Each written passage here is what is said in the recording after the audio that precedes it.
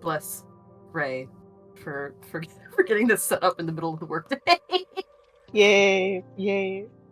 Oh my goodness. Okay. Uh, all right.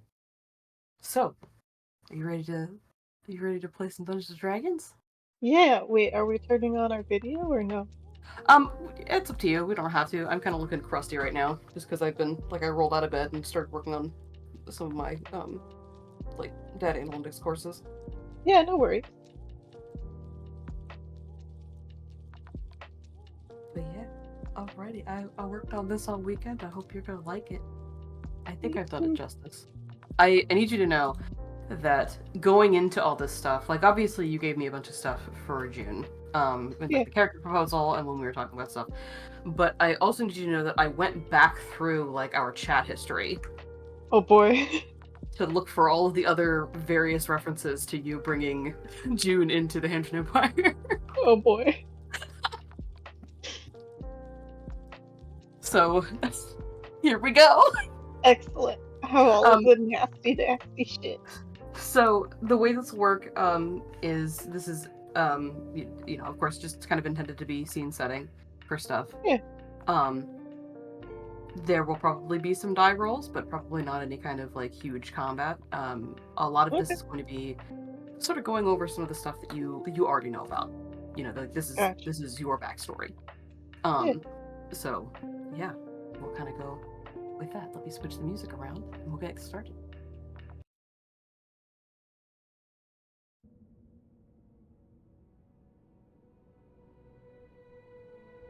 The day that your world was turned upside down began very much like any other. If your fate was foreshadowed at all, you were only able to recognize it in retrospect. You were 10 years old. And though you no longer rose with the sun as you did as a child, you often found yourself stirred from your slumber before dawn anyway. This day was no different. A weight on the bed shifted, the blanket pulling back for an uncomfortable handful of seconds before someone tucked it back in under your chin. A kiss pressed to your temple. You cracked open your eyes just long enough to see your mother signing to you. She signs, "Go back to sleep, Sleepy Tea. I'll come back and get you in a bit." I'ma You, smile at my mom and roll back over and cuddle into her warm spot that she's left all to me. all to you.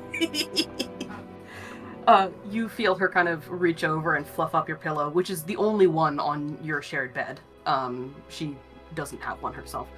And then the weight of her body fully lifts off the mattress as she wanders off to prepare herself for her first shift at work. She is scheduled to work a triple today, a relatively normal occurrence. And once you see her off with the sunrise, you won't see her again until long after the summer sun sets. Mm. You close your eyes and drift back into a half slumber. I gotta turn the music slightly down on my end because it's a little too loud. There. It feels like only a few short seconds pass until she has returned again. But you know that it's been probably closer to like half an hour. She's already dressed and her hair's done up and she's ready for work. And as she kind of, you know, prods you on the arm, you know, gently shakes you awake, she signs to you, "Get yourself dressed so I'll know you aren't running around the streets in your pajamas. I'm getting some breakfast ready." Okay. I'm gonna roll slowly out of bed as slowly as I think I can get away with. She like you hear her snap her fingers to get your attention like a couple of times, and then she like Oh, gives you whatever. she signs like, "Come on, we gotta go." Ugh. I'm gonna get out of bed. I'm gonna find my clothes wherever they are. Yeah, As I'm getting dressed, I think I glance up at my mom every like couple of minutes or so just to see if she's signing something at me. sure, yeah, Um, or maybe we use the snapping system, who knows? sure. Um, I mean, so for her, she will oftentimes like make some kind of she knows that you are hearing, so yeah, she is able to like snap or make some kind of quick thing to make sure that you can hear her. Sometimes she can speak, she just prefers not to yeah. to get your attention.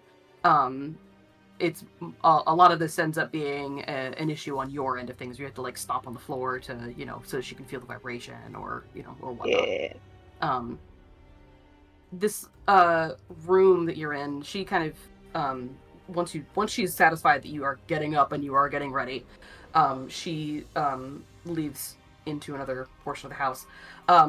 You live in just this tiny studio row house that your mother has taken great pains to like set up and arrange to make it feel like it's more like a one bedroom. So she's got like a like this kind of threadbare curtain hanging up that separates the bed area from like the kitchen / dining room area.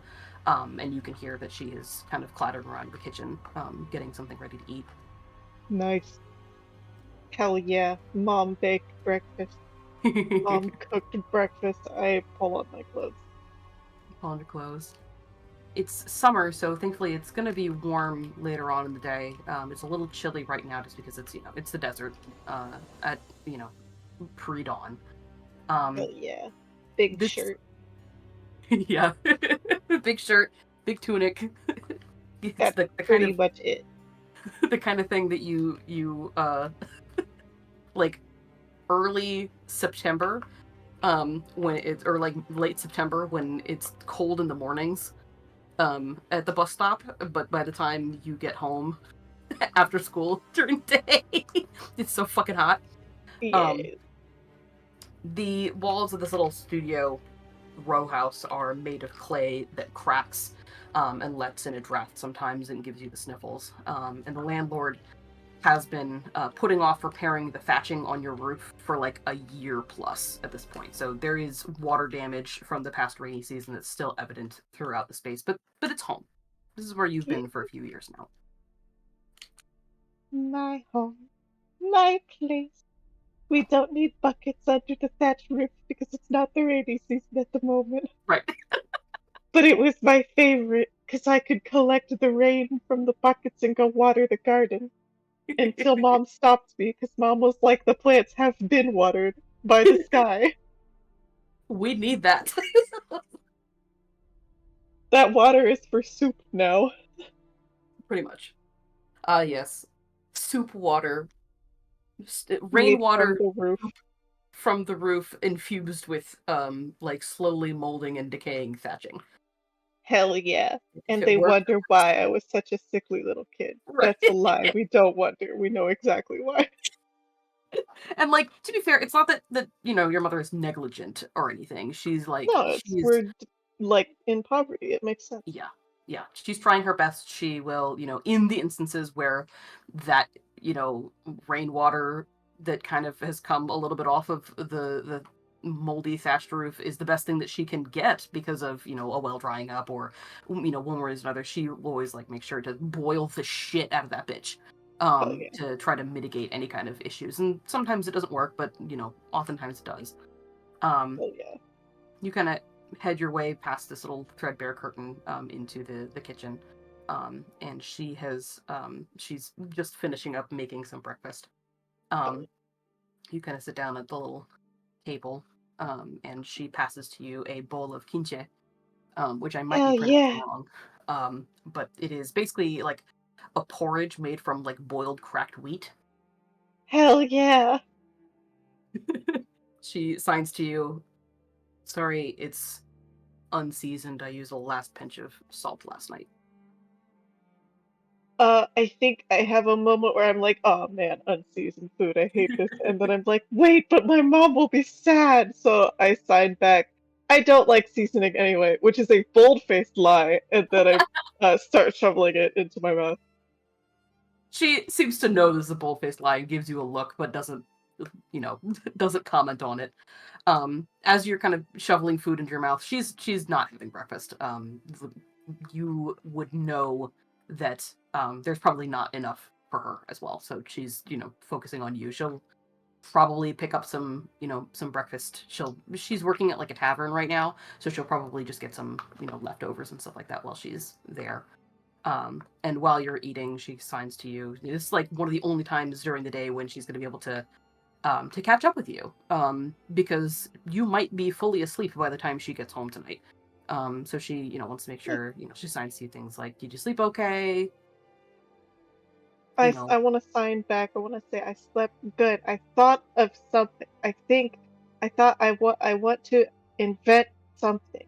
Um, oh, Yoa okay. says that it's not gonna work. Um, but it's where you know how when you boil water, um, and the lid gets wet, the lid of the pot gets wet.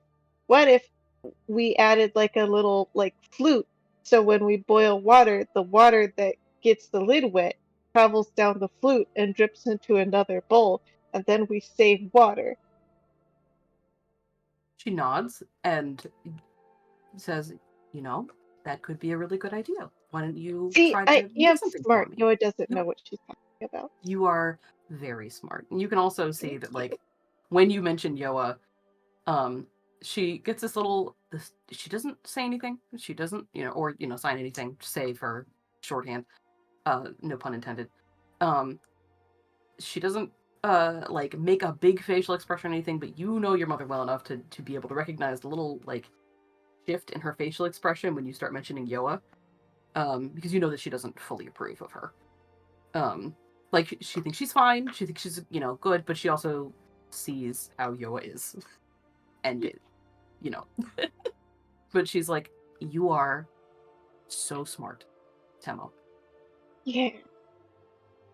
I'm sitting there unsure if I'm supposed to defend Yoa's honor and then decide it's probably not worth it and finish eating my porridge, and hold back one spoonful and go, "Hey, I'm not hungry. Do you want this bit?" Temo. She kind of gives you a What? look. What? You, I'm cringing before her eyes as she catches onto my lie. What? she, you watch her like visibly acquiesce and see what you're doing, see that it's very sweet, see that you have eaten almost all of it, except for this one little spoonful, and comes over and takes If a human could wag its tail, it. brighten up like a flower. She eats it, gives you a big old kiss on your forehead. Yay! The sun is starting to turn the sky purple outside. Huzzah! I'm going to be back late, so you'll need to heat over some leftover Tikilko men for dinner. Okay, Don't eat it for lunch, or you'll go to bed hungry, and I don't want that. Okay? okay. You're going to be okay for today? What are your plans?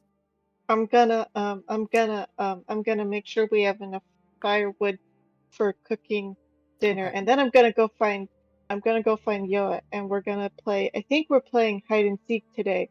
Um, I don't know what we're playing today. Okay. All right. Well, just be careful, okay? Yeah, Sometimes she can play a little rough, so just be a little careful. yeah. And I'll see you when I get home, okay, baby? Okay. I love you, Mom.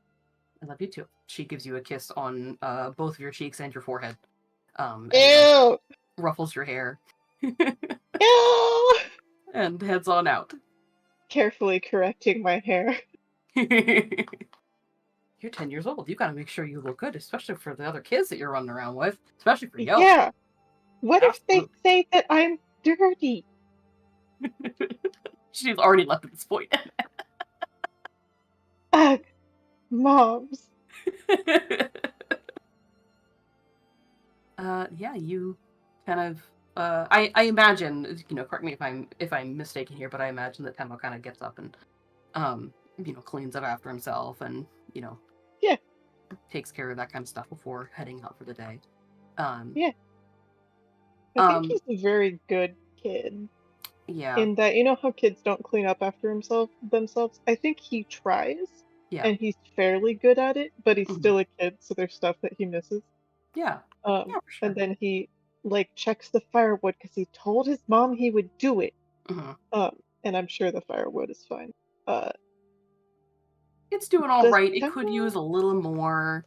She's out of spices, but she's already told you. Like she mentioned this last night. She's not gonna be able to afford more salt until she gets paid next week. So it's Mm, gonna be a little bland for a minute. that's okay. That's I can eat bland porridge. Bland porridge is good for my character. Yeah, I Does mean, Temo own shoes? I think that Temo probably does own shoes. They are probably from effectively what amounts to a the fantasy Goodwill.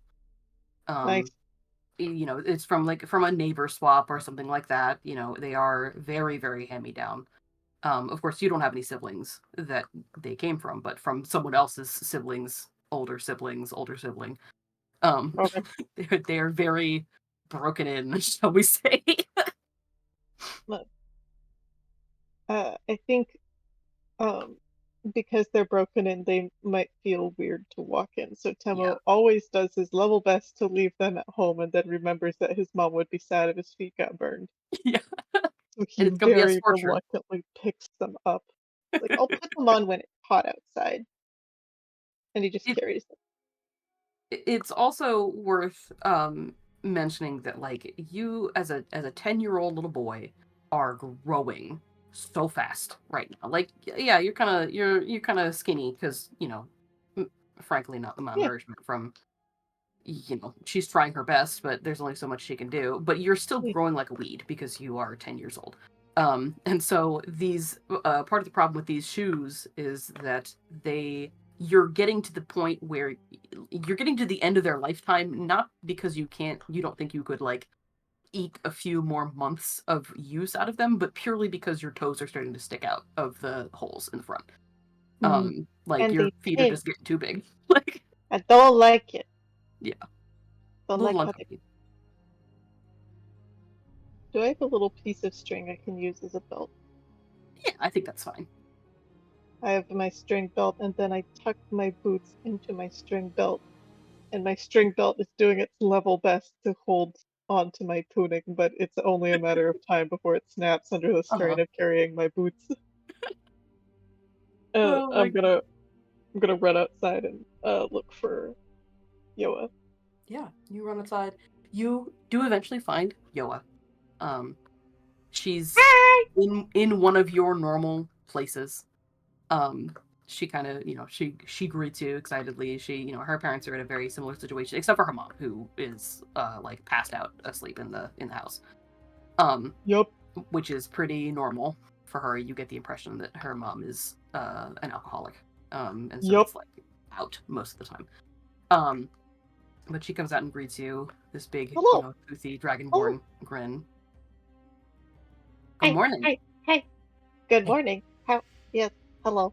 hey, listen, I have an idea for today. Yeah, I need you to go with me on this, okay?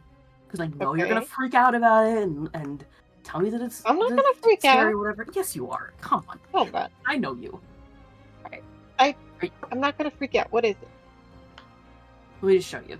And she like grabs you by the hand with one of her little clawed hands and starts running off. I'm gonna go with Um, her. Smash cut to a few hours later. Um, it is a little past noon at this point. Um, you we're gonna sort of smash cut into this with Yoa saying, "You're being a baby, Temmie. Um, I'm not. you are. It's not that big a deal. It is. You and Yoa are perched in an alleyway behind a jewelry store. Um, she is technically younger than you, but already much bigger and stronger. Yoa has been your best friend for a few years now, of course, and has gotten you both into and out of trouble more times than you can count. The plan that she has hatched today, however, might just take the cake. It is truly inspired for how much trouble it's going to get you two into. It's a bad It's idea. not a bad idea. Oh my god, I told you were going to freak out. I told Yeah, you not to 'cause freak out, and you're doing it anyway. you didn't tell me that it was gonna be fucking this. Look, I staked out this place yesterday, so I know what I'm talking about, okay? The shopkeep closes at noon and then leaves for an hour to go get lunch or something. It's a whole hour, Temo. We'll be in and out in 5 minutes. I. What if? What if we get caught? Because you know We're what's not gonna gonna get you know caught. what we are. How are we gonna get caught? She like crosses her We're gonna arms and looks at you. we're gonna open the door and some weird alarm thing is gonna sound off because he has bells attached to his door or something. And then 500 guards are going to just appear out of fucking nowhere because that's what they Oh do. And they're gonna run my inside and they're gonna god. throw us in jail and we're gonna You die are in jail. actually insane. That is not going to happen. Look, It do you think so is. I'm wait, calling okay, it. hang on. Do you think I'm stupid? Is that what this is? You must think I'm stupid. I don't think you're. I don't think you're stupid. It sounds like you think I'm stupid because if you think that I watched him yesterday, him, her, whatever, I don't even know who Just the fuck she is. If you think that I staked this place out yesterday, you're not 100% sure that staked is the correct word, but you don't correct her on it. yeah, Um, look, I staked this place out yesterday, and okay, there was no bell on the door. I didn't hear anything when they came in and out. It's fine. okay, Have I ever led you okay. wrong before? Oh, wow. Be careful how you answer that. Nothing you didn't get us out of. Exactly. I hate this. Look, you hate it now, but in 5-10 minutes, Temo, we are going to be so fucking rich. Do you get it? Like, it's worth the risk. Okay, fine. Do you want your mom to be able to buy, like, food? Of course I do. Don't bring that up. Kind of gives you I this look of, like, we both been new. Like, don't. Okay, fine, fine. okay, just don't spaz out, okay? It's gonna be fine. I'm not gonna Trust spare. I'm, I'm not that spazzy. She just rolls her eyes. You're a little spazzy. No, shh. I think she's coming. Okay, She, like, hunkers down in the bushes. I'm gonna hunker down beside her,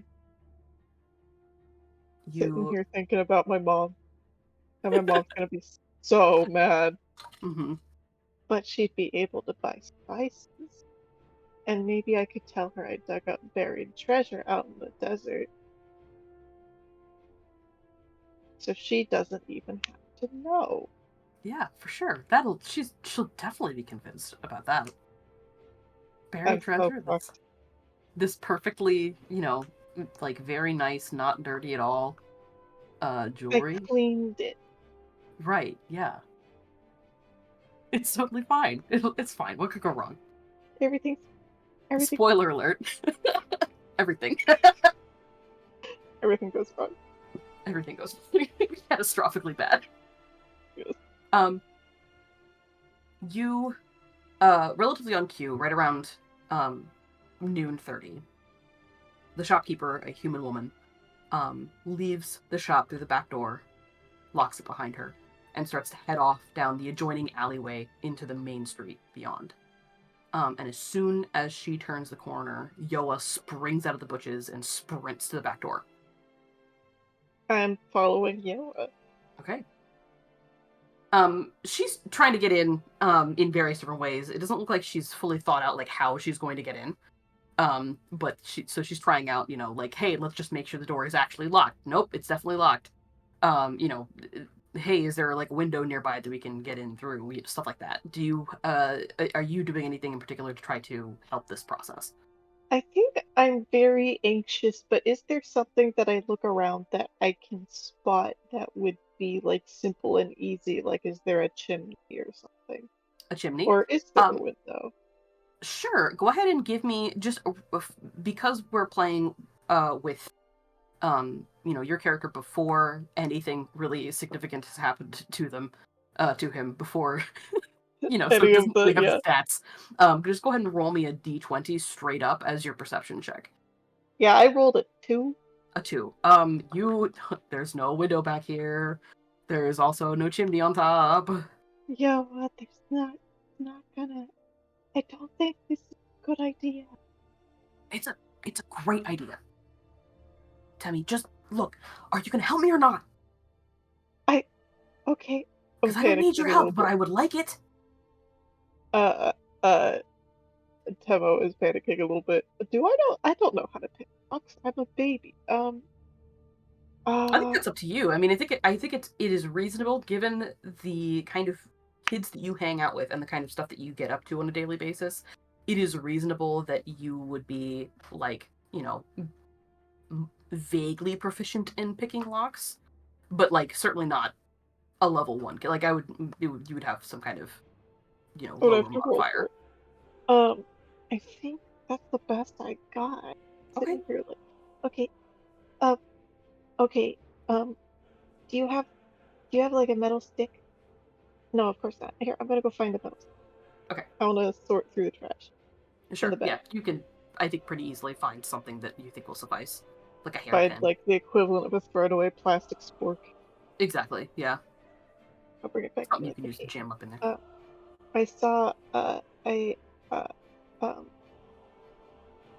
I saw Allie do this um the other day. Um, I attempt to use it to lockpick. Okay, go for it. So you're gonna roll a go ahead and roll a d20 plus your dexterity modifier. No proficiency bonus.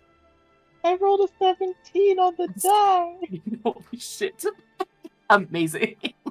Tembo's really good at this. It's something you've done a couple of times here and there. This is Yeah. this is a skill that's useful to have. You without much of a problem, you open up the lock. I Um, beam with pride and turn and look at Yoa. Yoa gives you this look of like it's the closest that she gets to genuine appreciation. Um, like she's pleased, but also is like, yeah, okay, you did it, whoop de doo. Like I am pleased with this response. I open the door. you open the door. Um, Yoa kind of heads on inside. She like immediately like crouches down. It's dark in here because obviously since it's temporarily closed while the shopkeeper is out.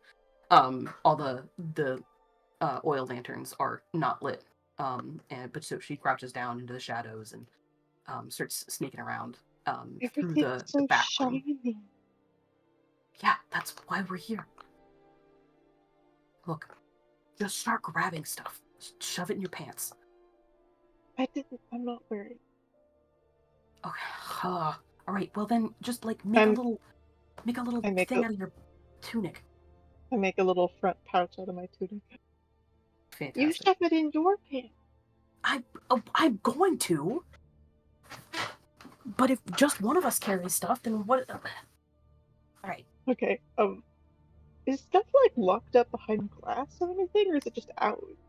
There is some smaller stuff that you think is probably less expensive, but still more glittery than anything you've ever owned. That is not that is not behind glass, but some stuff is behind glass. And little locks Honestly, kind I of think I open those wait up. for Yoa to take something first. Sure, absolutely, yeah. She like immediately goes and starts just grabbing stuff, like anything she can get her grubby little claws on. Um, and I Okay. think probably will at some point um see some like really nice looking jewelry in a glass case and fully without even consulting with you first just smashes it. I think up to the point where she smashes it, I'm kind of still on board with this idea as I'm putting things into the pouch and freaking out the entire time it's happening, but I've sort of shut off my brain, so I'm not Uh-huh. thinking too hard about what I'm doing. And then I hear the smashing glass, and I think my shoulders like literally leap up around my ears as I whip around it. I go, Yoa, no! Too late. We're gonna be It, rich. Just grins at you. it, we're not gonna be rich! We're gonna be dead! No one's here. Demo, it's fine. I am freaking out. Look at the I think I look at the back, like at the front door to see if the shopkeeper is coming back. I look at the back door to see if anyone's heard the glass smashing noise. You don't immediately see anybody. Okay, You alright. all of this takes maybe 5 minutes, like you said. 5 minutes, in and Okay. out, stuff your tunic full. Or, your Okay. little pouch full. Yoa does basically the same thing. She's also not wearing, like, significant pants. She's wearing, like, small trousers. But, they don't have pockets. So, So it's okay, got you. she's in a very similar situation of, like, just making a little pouch in her tunic as well and kind of, trying her best. Yes. Um, Okay. I don't grab anything from the glass matchbox. As far sure. as I'm concerned, Yoa can be extremely rich, and I'll be less rich, but still able to buy food. Sure. Yeah, I think that's reasonable. That makes sense. Absolutely Eventually, the fuck not. e eventually, Yoa is like, "All right, come on, let's get out of here." The best part of this entire scheme, getting out of here. I follow her. You follow her, as she gets to the door, to the back door Oh where you guys came no. in through. Um, she's, like, looking back at you and grinning as she's saying, "Let's get out of here." And in that split second, a shadow covers the doorway, and um, the shopkeeper reappears, looking, like, red in the face, pissed. Um, and like, grabs Yo by the arm, like a vice grip. Yo screams, drops all of the stuff in her pouch, trying to pull herself free. I want to grab the heaviest thing in my little pouch of jewels, and I want to heft it, and I want to throw it at the shopkeeper's face. Okay, sounds good. Make me an attack roll with just your dexterity modifier, no proficiency. I got a straight 17 again. I need to check this dice. Hold on. No, that's just Okay, a narrative die. That's that's that that's shit's gonna wild. you whack this woman directly in the face, and it's hard enough that she cries out, like, yelps in surprise, and in that split second, like, lets Yoa go. Running, running, running, running. You sprint out of there as fast as you can. With the shopkeeper, you can hear her on your tail.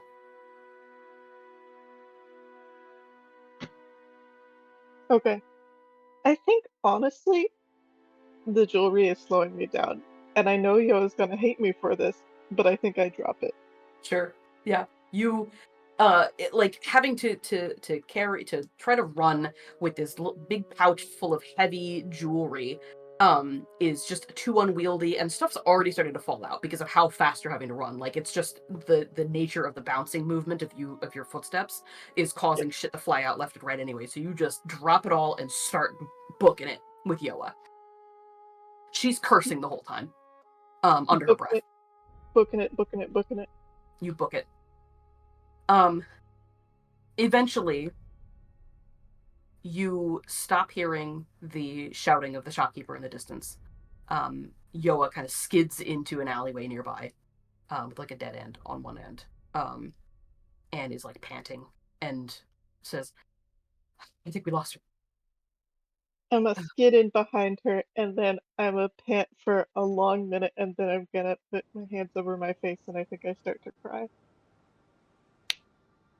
You start crying, almost on cue, as if this is a trigger for her ire. Yoa starts yelling at you. Um, she I'm says, crying. "What were you doing? Are you fucking stupid? All that time I What? put into this heist, all the work that I did, wasted because of you." I I think I threw something at her face and she dropped you. Yeah, you threw some of our fucking loot at her face? Come on, Temo. You dropped all of yours. I was gonna pick it back up as soon as I was done dealing with her. Yeah, and then you didn't. You didn't give me a chance. That was all, like, what? That was like 2 seconds. I What was supposed to do? Wait politely while ask her to wait politely while we You're pick supposed up to all of let her me stuff? lead, Temo. This is what I do. I'm a Dragonborn. You're a human. I Yeah, but I What? thought she was gonna hurt you. How could she fucking hurt me? I don't know. She's big. I was going to save myself. And I was going to save you, too. But you're so goddamn stupid, like a little coward, that you didn't give me the second that I needed to actually do something. I'm a dragonborn, Temo. I could have spit enough poison at her that she would have choked to death on the spot. And then you and I could have gotten out of there scot-free with our pockets filled with gemstones. But no! You had to go and pull that shit. And now you and I have been made, and neither of us get what we want. I hope you're happy. And when your mother starves to death because of this, actually, you know what? Fuck this. I don't need you, and I certainly don't need your help. And she starts stomping away out of the alley. I think all of that has Temo frozen. So I think Temo's just sitting there with his, like, no jewels, his sort of only real friend leaving, uh, who he's now convinced hates him. Um, the threat of his mom starving to death, even though if he had a moment to think about it realistically, he knew Yeah. wouldn't happen. Mm-hmm. So he's just sitting there with like tears streaming down his little face. You I stand didn't, there, sobbing for a didn't, while. didn't mean that.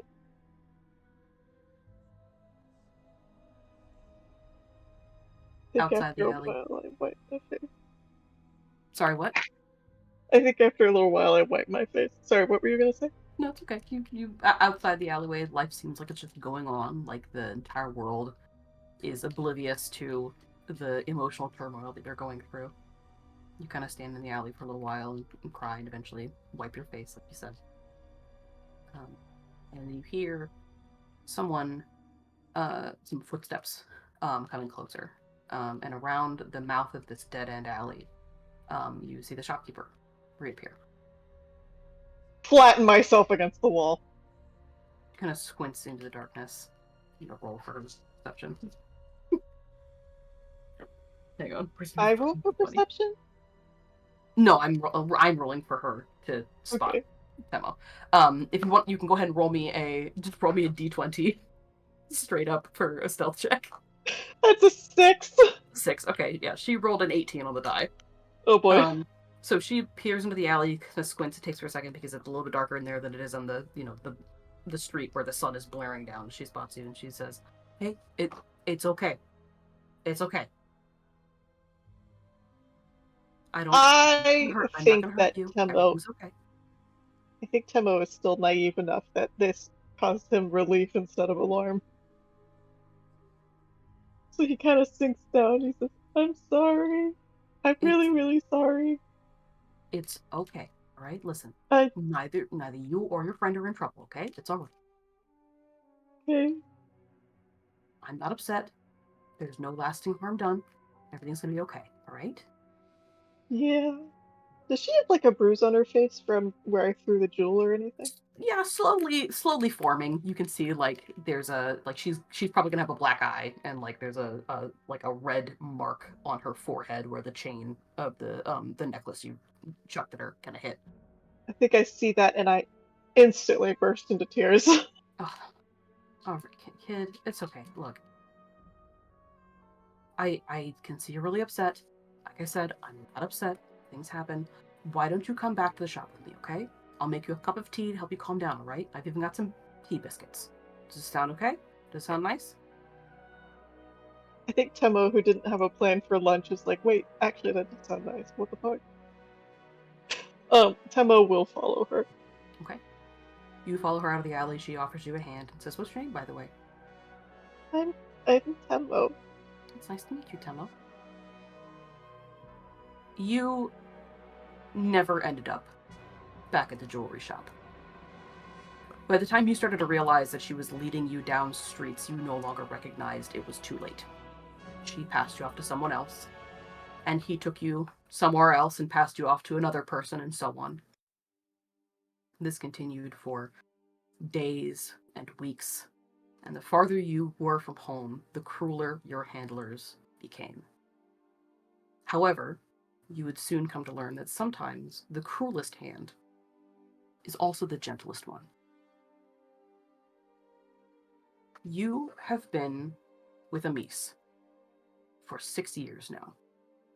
You know it's been 6 years because every year, on the anniversary of your arrival to his compound in the Titan Flats, he throws you a celebratory dinner composed of all of your favorite childhood foods. It feels a lot like a pet owner celebrating their dog's gotcha day, which is a Oh concept boy. that's only really funny to you when you think about it in terms of Rhea's annual dinner.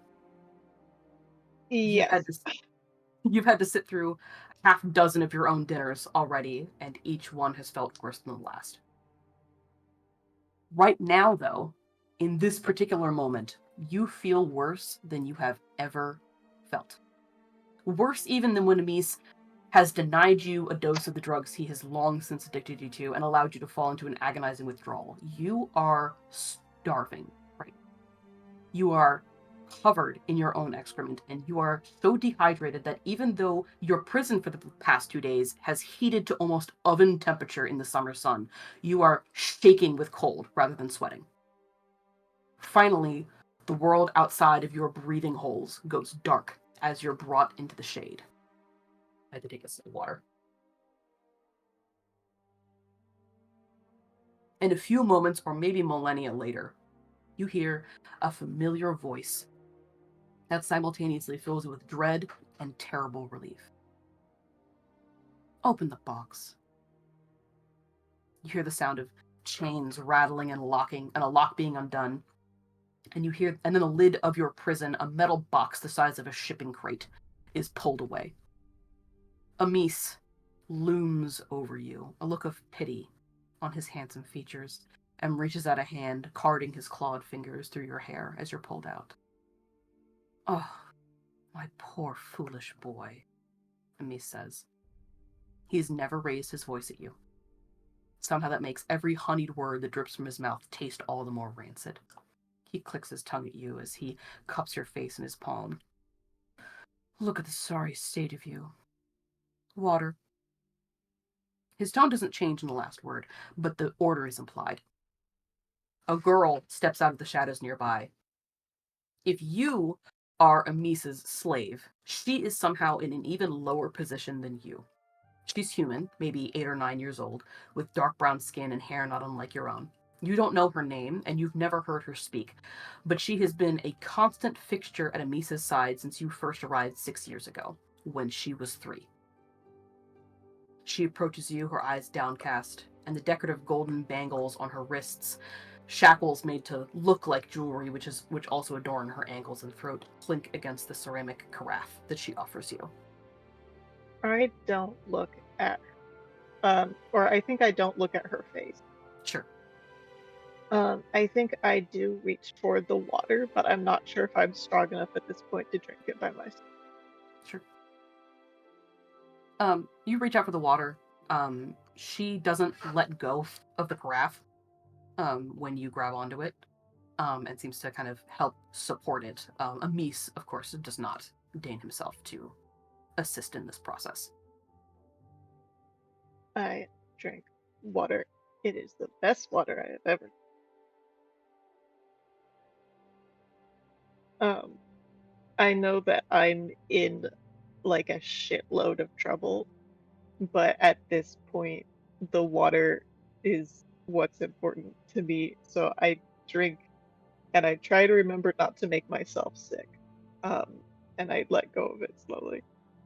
You let go of it slowly. She takes a step back, places it on the ground, um, and then like produces a bit of bread, and passes that to you as well. And this very like supplicant kind of way where she doesn't quite bow to you, but she like holds the piece of bread in both of her hands and presents it to you like it's a rare jewel or something. I think my time in the box has really reinforced some things, and I definitely glanced at Anise to see if I have permission for this. He just stares at you with this faint smile on his face that he seems to always have. Inscrutable. It could mean yes, it could mean no, and there's one way to find out. I very cautiously take the bread. Okay. Yeah, you take the bread. He doesn't do anything. In I fact, put it he in. gets up as you take the bread. He actually turns and starts to move away from you at this point. I eat it. You eat the bread.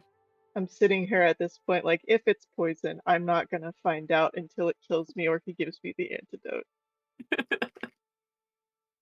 Um, you pork down this bread.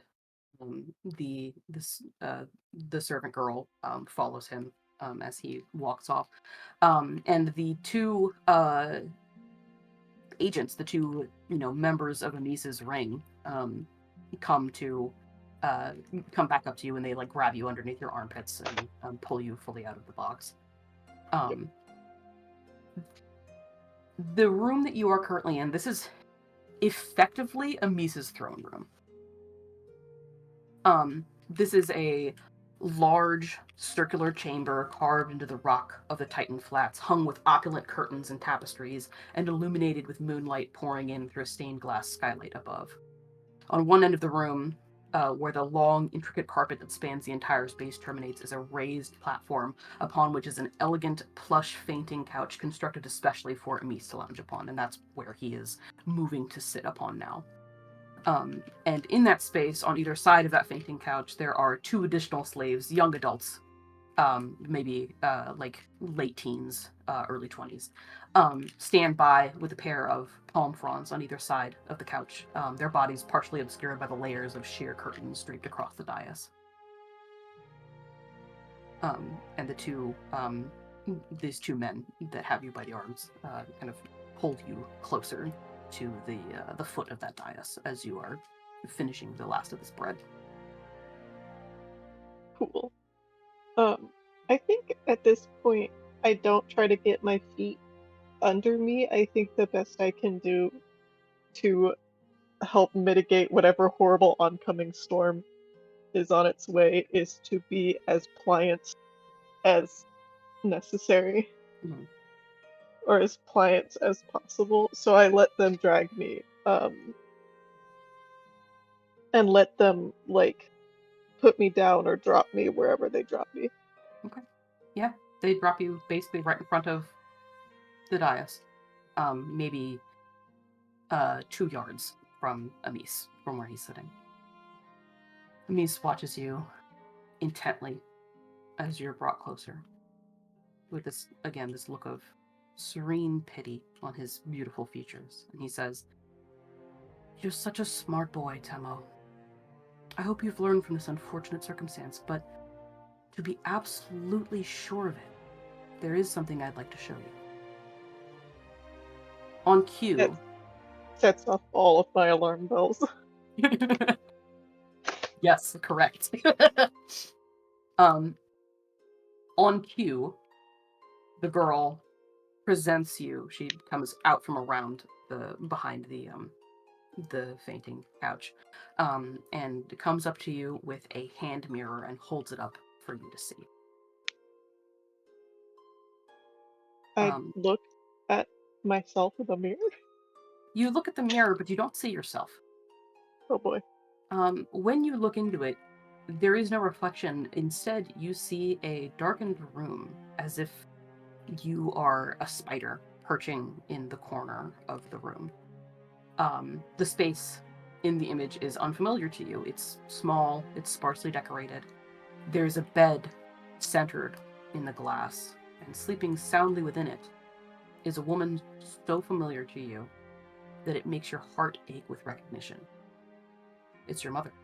She looks a little older, perhaps a little sadder. Is this the first time I've seen her since I was taken? Yes. I think it takes me a moment, and once it lands, I think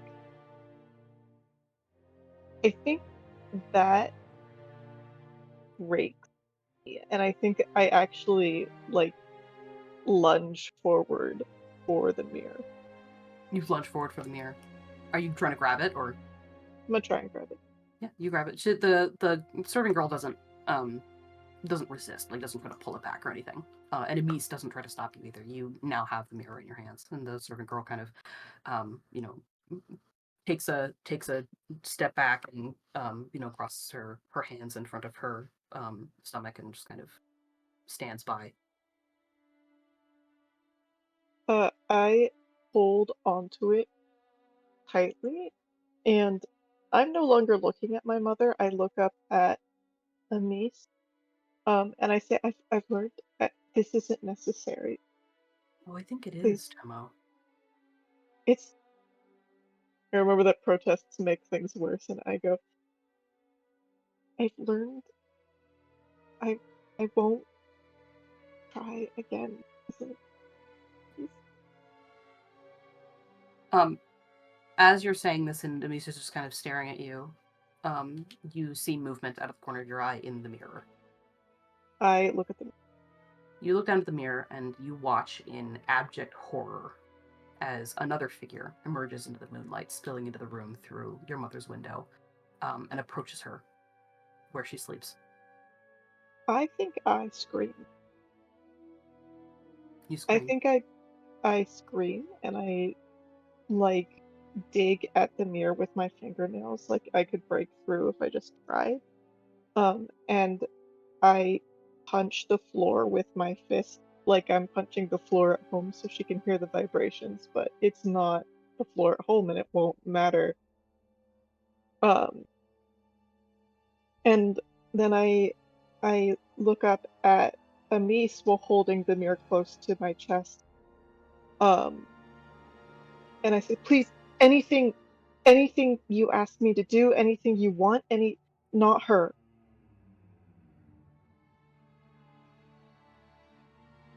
Watch. He's told me to do something, so I watch because that's the best chance I have of keeping my mother alive. You can also tell from the tone in his voice that when he starts speaking in single words, you have started to get on his nerves.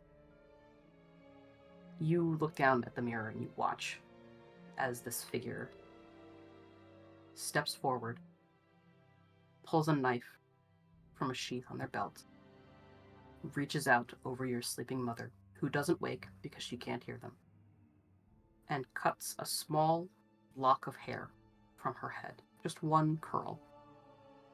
And then, carefully and deliberately, they fold the lock into a handkerchief, pocket it, sheathe their dagger, and exit the room from whence they came. Your mother takes a deep breath and rolls over on the bed, but doesn't wake. I think I'm sweating so much that, I mean, I don't even have the water in me to sweat, really. I just drank some water, but I think I'm shaking even worse than I was before. The And I mirror. think I Sorry, good. trace my fingers over my mother's face. You trace your fingers over your mother's face, and as you reach her chin, um, the image wavers and you're staring at yourself.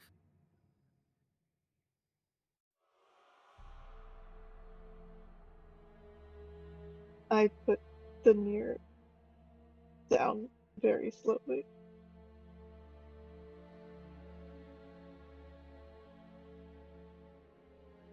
The servant girl takes a step forward and picks it up and shuffles it away.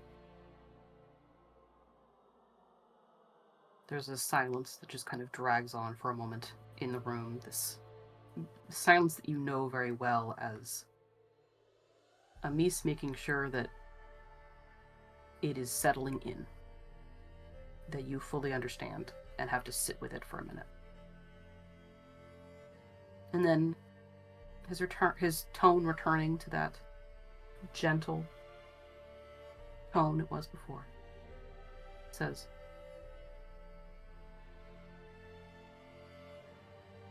"Do I make myself clear, Temo?" Yes. "Very good. See to it that he is bathed and clothed. Provide him with a meal, and then send him to bed," he says to the other guards. They come over, step forward immediately, and grab you underneath your shoulders and pull you up to your feet. They will, at this point, try to get you to stand as they I will pull you away. stand as they, I will stand as they like make me and shuffle along. You head out, and the last thing you see of Amis in this moment is just him lounging on his fainting couch, turning to other matters as if this was just, a minor errand that he had to run. His tail, this, lion tail kind of flicking as you round the corner and out of sight.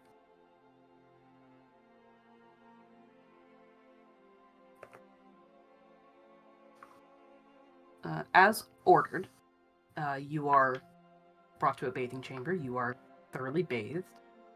You are given some clothes, your clothes, and you are escorted to your room.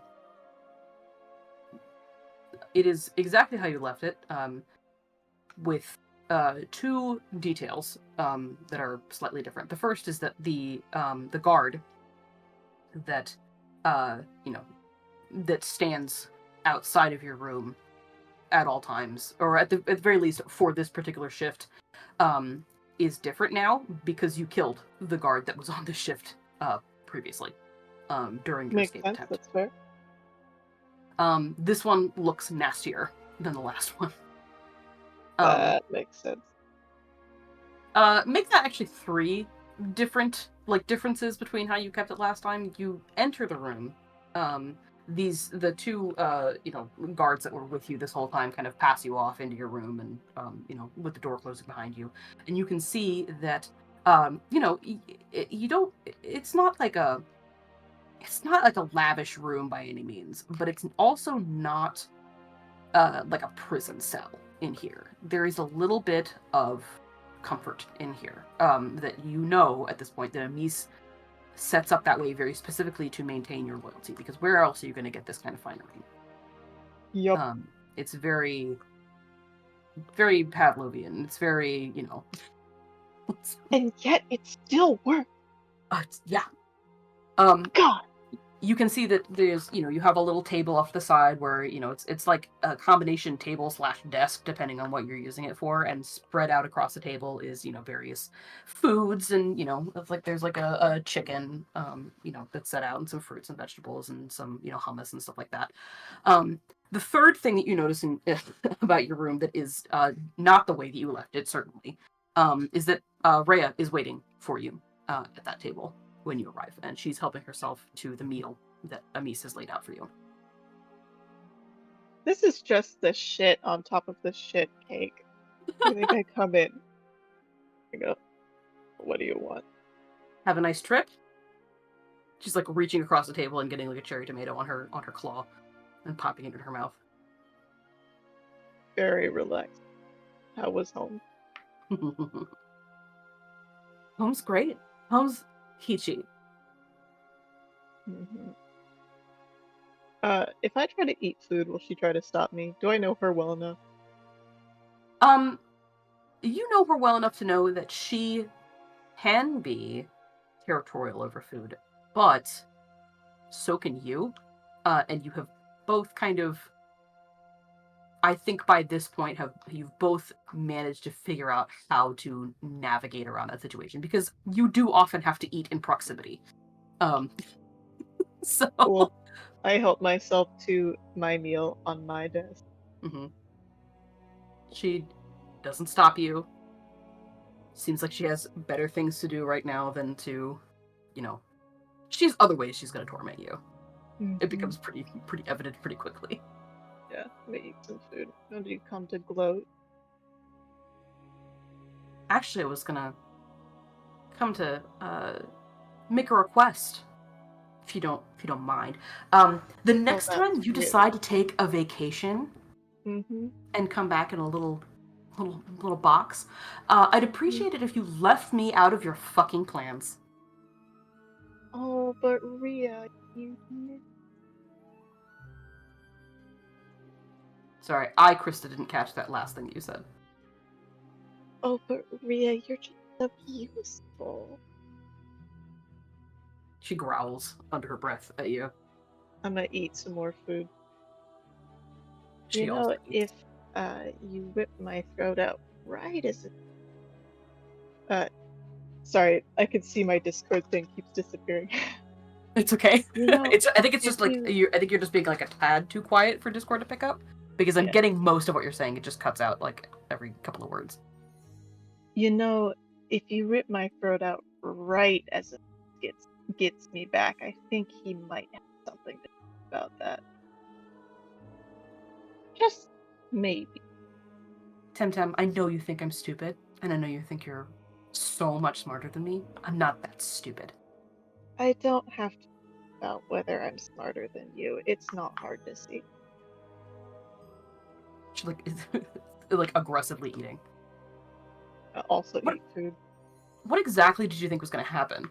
Did you really think that he was just gonna let you go crying back to your mommy? Uh, yeah, pretty much. Because he has you to be his attack dog, doesn't he? Because you're such a good little girl. That was almost a compliment. Thank you. You're welcome. You It's have tomato on your face, by the way. she like lifts up a claw and wipes it off and tastes it and is like, oh, that wasn't tomato. Still delicious. Figures. Ooh. um she's kind of, it's this awkward dinner that she has invited herself to. Mm-hmm. It's the closest to a sibling that you've ever had. God, It's she's also weird that I feel better about this than I did eating alone after being in a box by myself for like 3 days, 2 days, however many days it was. yeah. Yeah. Gotta eat food. This Jack. Hell yeah. I hate this. Yes. I'm gonna eat my food. So are you gonna like watch me sleep like a creeper? What's the plan? I just wanted to come and say hi, welcome you back, make sure you understood not to involve me in any of your bullshit again. Yeah, I'll keep that in mind. Mhm.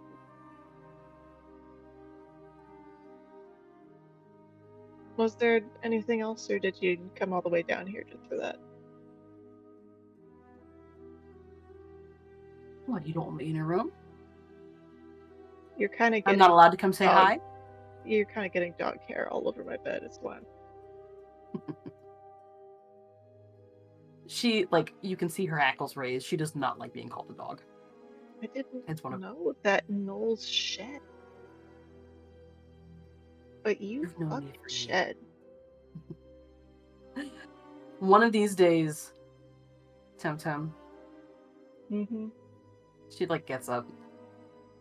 One of these days, I'm going to turn your esophagus into a flute. Yeah, you'll have to ask me first, but have. Keep doing what you're doing. I don't think I'll have to ask.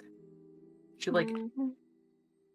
she takes whatever food Temo has like gravitated the most toward during this conversation, she fully takes with her as she starts to leave the room.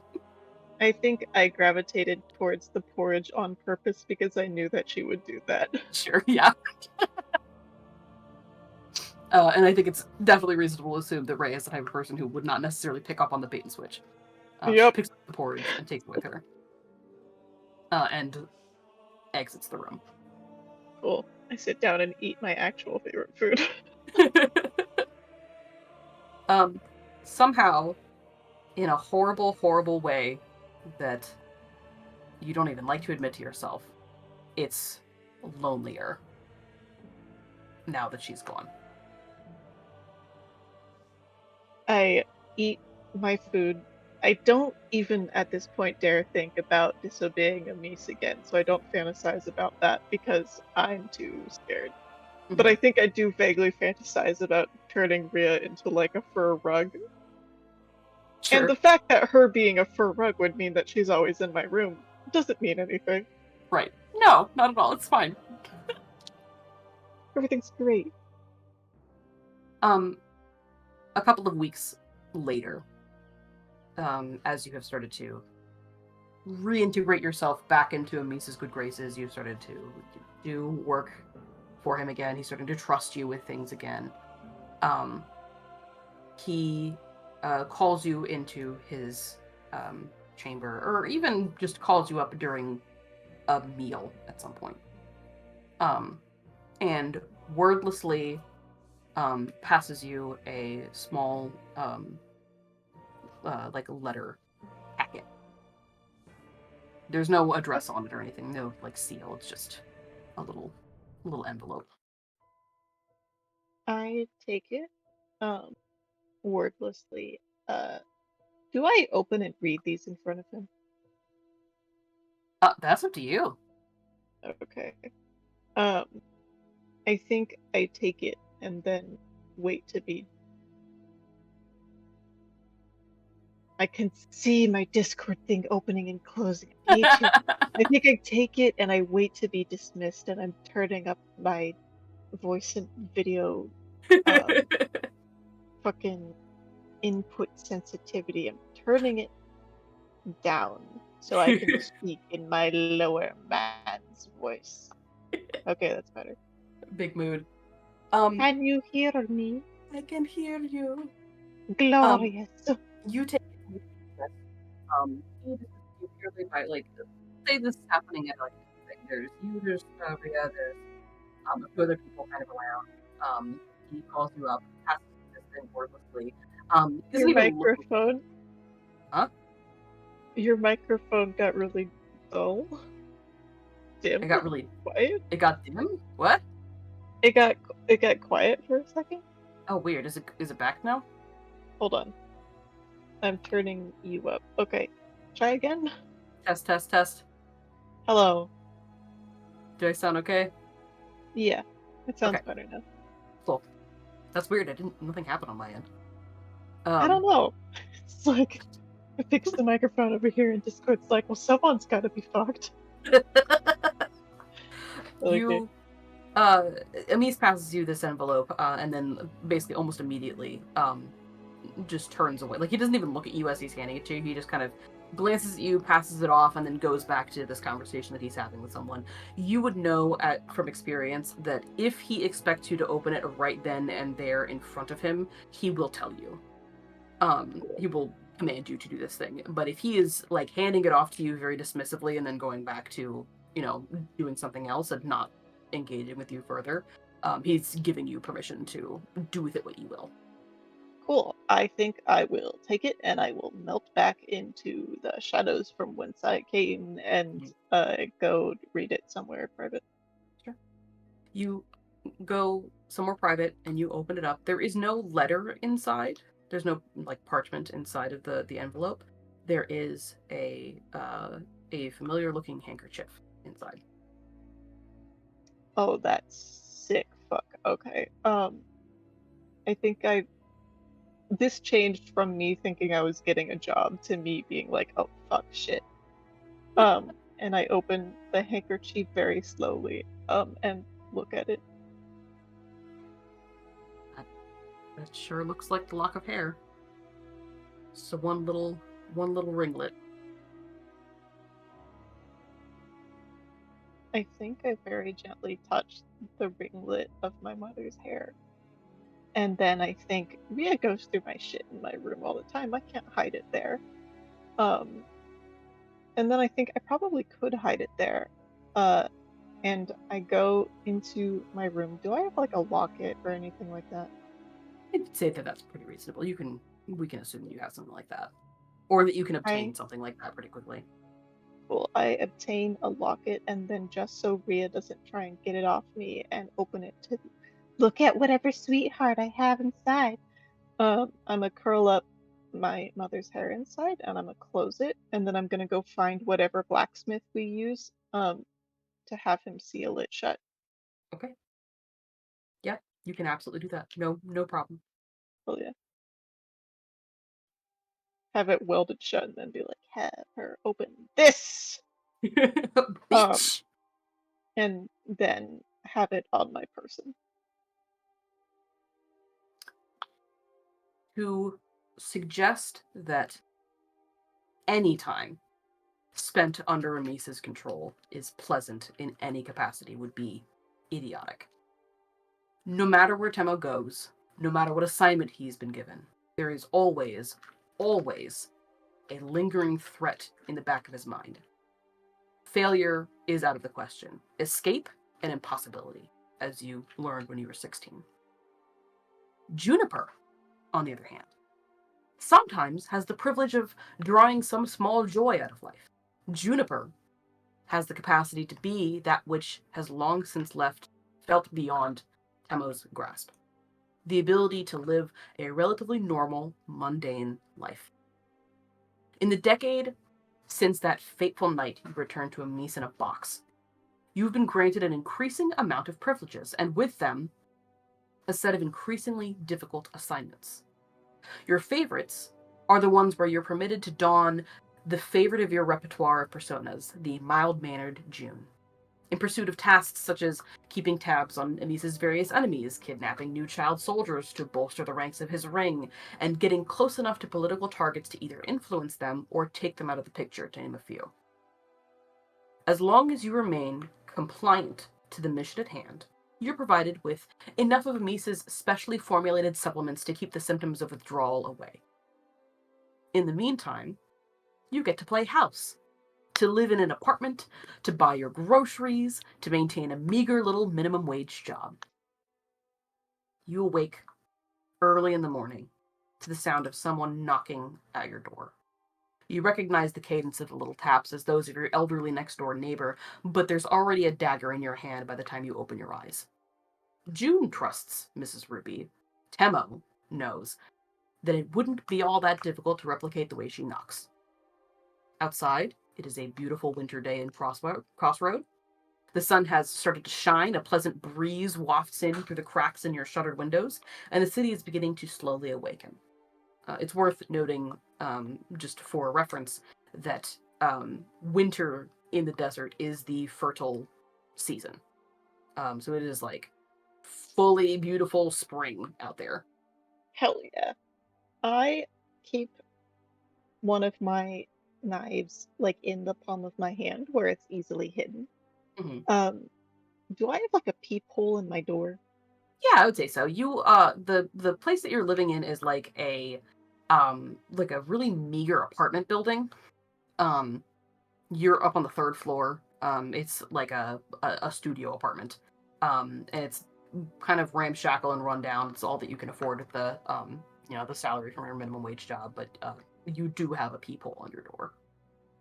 I peephole out just to see if it's someone who's not disguising themselves. Yeah. You look out the peephole, and you can't see all of her because she's very short and hunched over. She's a very old lady. Oh no, poor But you baby. can see tips of her horns, and like a little bit of her graying, graying hair. That is you, unless it's someone in some kind of disguise, it appears to be Miss Ruby. Okay. I will open the door, uh already going into Juniper persona and go, Miss Ruby, hello. What um Oh, hello. you're up early. Oh, I am. You can see she's actually like stooped over a little more. I'm so sorry to bother you this early in the morning, Juniper. No, no, not at all. What can I help you with? You see, today I was supposed to go out to the market, to pick up, groceries for the week. But when I rolled out of bed this morning, I'm afraid that I've done my back in. And she's like, you can see like she's holding her back and wincing every now and then as she moves. Oh no. I can go and get what do you if you give me a list, I can Oh, pick stuff up for that would you. be wonderful. That's what I was hoping for, dear. I've written you a list, and I sincerely appreciate you just jumped right to my aid. I didn't even have to ask you Of yet. course. I think Juniper at this point will offer like a hand to help walk her back to her. Does she live on this floor? She does live on this floor, which sucks Okay, because she's like a thank million years God. old. Yeah, I'm sitting here like there. they need to get her like a ground floor apartment because the Yeah. stairs keep killing her. And I'm gonna walk her back to her apartment, while thinking about my tasks, and then go, yeah, I will go get these. When do you think you'll need them by? Oh, just as soon as you're able to, dear. I mean, frankly, she's doing that old lady thing where she just wants to talk to you a little bit. That's okay. I'll And talk to her. like as you are walking here, she's like, Well, there's no one else in this building that I would trust with my money. I'm afraid most of the folks around here would be more inclined to take it and run to help little old me. And frankly, I can't say that I blame them. um, and Eh, she kind of you get her back to her apartment, and she's like, rummages through her little purse, and It's like, this should be enough to cover everything. If you end up with anything left over, she says as she like passes you a little coin purse. no, please use the rest to buy yourself something nice, even if it's very small. I insist. I think Juniper is still half of Juniper's brain is like, obviously this is a test, and the other half of his brain, which has not been completely like chewed up by a mace, or that's not fair. The other half of his brain that like thinks logically knows Mhm. that she means it. Yeah. But he's still like, oh, thank you. Yes, of course, with full plans to give her back the money purse with whatever changes in it, because he's like, I'm Oh. not gonna. Okay. Too much You, of his brain has been fucked around by a mace. He's like, yeah. Maybe I shouldn't. She kind of chats a little longer, and by the end of it, she's like, You'll stop by for dinner tonight, won't you? You're so thin I could snap you like a chicken bone. oh, thank you. I would love dinner. I will Oh, good. stop by. Something to look forward to. Yes, yes. I'm making. I haven't quite decided what I'm going to make tonight, but I can make sure it's quite hearty. We'll put some meat on your bones. I'm sure if I rest for most of the day, then my back should feel better by the time I need to start preparing dinner. So it's Oh, really no trouble. Thank you so much again, of Juniper. course, I sincerely appreciate the help. of of, of course, and don't push yourself. Oh, Um, I'll try not to. You know, chores need to be done. certainly. And I will scooch out. I think June is good at pretending he's fine with people being nice to him, Uh, but the more it happens, the more his hackles go up. sure. Um, because he's sitting here like, Anise is nice to me, and we all know Oh. where that goes. But that is not Um, cool. do I have anything else to do today? Like, what is my work schedule? So, kind of. Right, today is actually not a day that you have like your minimum wage job schedule, because today was supposed to be like an off day. Um, as far as your ongoing assignment is concerned, um, you are here for a couple of reasons. Um, basically, uh, the herniad is about to happen for the first time in in 3 years. And so one of the major assignments that you've been given is sort of monitoring the activity of some high-ranking officials during the event itself, and reporting your findings back to Amis. Um, Part of what you have been doing over the past few months that you have been in Crossroad is just kind of integrating yourself with society for the purpose of making it not so blatant Yeah, that you are there. Like you want to be able to be a regular member of this city and have people, known you for a while so that you will go overlooked as you are, fulfilling this assignment when the time actually comes. So, a lot of it has just been sort of reconnaissance and getting into the groove of things to make yourself seem like you are part of the city. that makes sense. Okay. I have so integration groceries is part of integration. That's practically easy. I will get my own money pouch because I should buy things for myself as well. Sure. Yeah. And I will go down into the city. Okay. You head out into town. Crossroad is a really weird city. It didn't used to be a city at all. It used to be just a um, like a A gathering place, crossroads. a crossroads. Um, and it was sort of became a major city uh, during the Outsiders War, after a pretty significant conflict with some angels that happened. Um, you know the details sort of in the back of your mind, and since then it's become this sprawling place.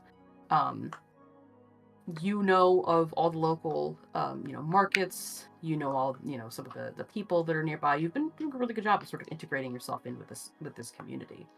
Um, while you are on your way to the closest, food stands, market stalls, you can see that the opening ceremonies for the Tourneyat are still like a month or two away.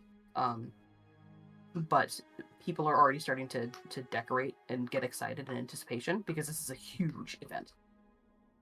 Um, and uh, as you're walking along and getting closer to the market, you see like some agitation among the townsfolk, that you initially um, misconstrue as people getting excited over Carney ad stuff, but um, you realize as you are continuing to see people getting agitated that they are all pointing at something and seeming concerned. I honestly think that June's first thought about trouble is I should not become involved in any of that. Sure. So I actually duck into a shop. Sorry, Krista, I Yeah, know this no, makes it's your fine. job harder. I think No, it's June okay. would duck into a shop and just like peruse the shelves Yeah, and not get involved in whatever the fuck is happening over there. sure, okay, yeah, that's fine. Hey, you peruse the show. How long are you in there for, do you think? I think I give it like 10 minutes and then 10 I minutes. poke my head back out. Okay, sure. Yeah, you poke your head back out.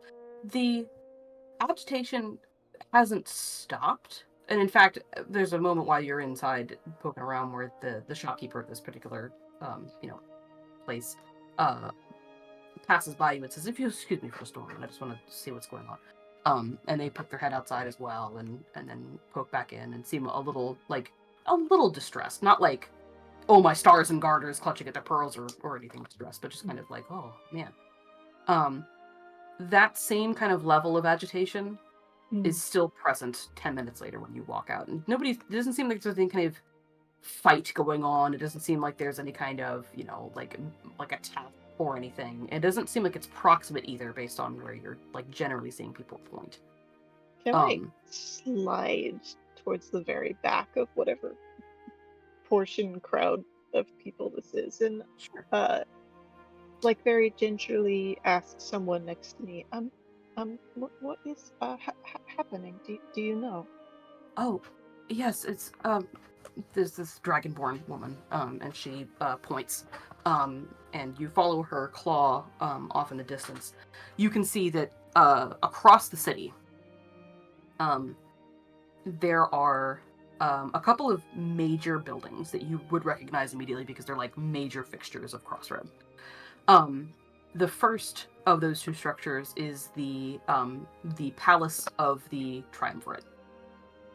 The Triumvirate is uh, the ruling body of the Kingdom of Rethem, composed of a king or queen, a sanctor, and a high priest or priestess. Um, and the other major building in Crossroad is the Grand Cathedral of the Triad, which is like, as far as you have heard, the biggest, grandest, most spectacular uh, church of the Triad in the entire empire. Or so the priests boast. You don't know if that's actually true. Um, Fair enough. and the thing that you can see that people are pointing at, it was a little bit difficult to see just like glancing in that direction before, so it's no wonder you missed it. Because initially it just looks like clouds. But now that you're really looking at it, you can see that a white plume of smoke is curling up out of both of these structures at the same time into the sky. Interesting. Do I If you would like, know anything about that? make a religion check. Because people seem distressed. Uh-huh. So I assume that whatever it is, it's not normal. Yeah, I would say you have never seen this happen before. The religion check will inform as to whether or not you know what it means. Okay, got you. I am frantically pulling up my dice roller, which I closed down like a fucking chump. You are valid, don't worry. Wait, do I have my character sheet at this point, or is it just straight up? At this point, you would have your character sheet. Okay. I think I get to add like a tiny bit to religion. Maybe. I'm not sure. Hold on. Let me in.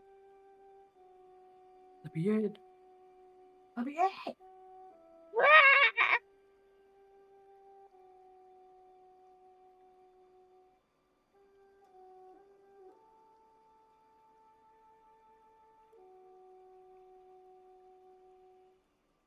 I add +1 to religion.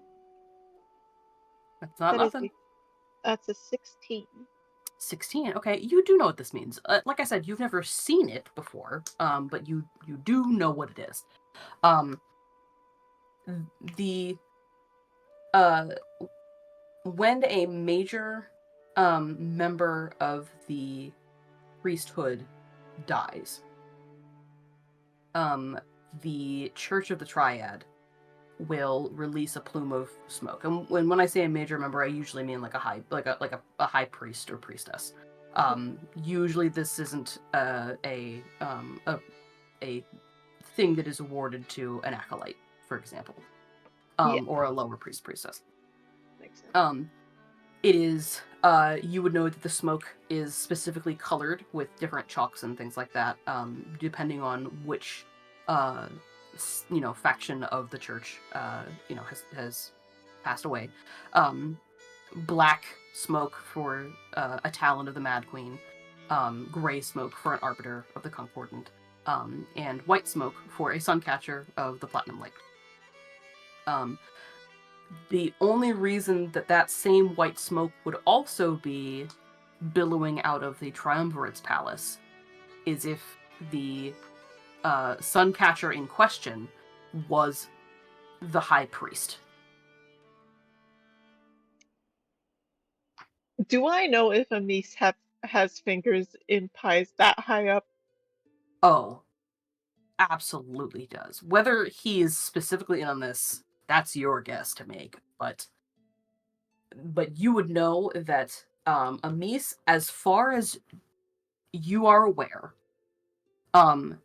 says that he has fingers in every level of government except, infuriatingly, the Sentinels.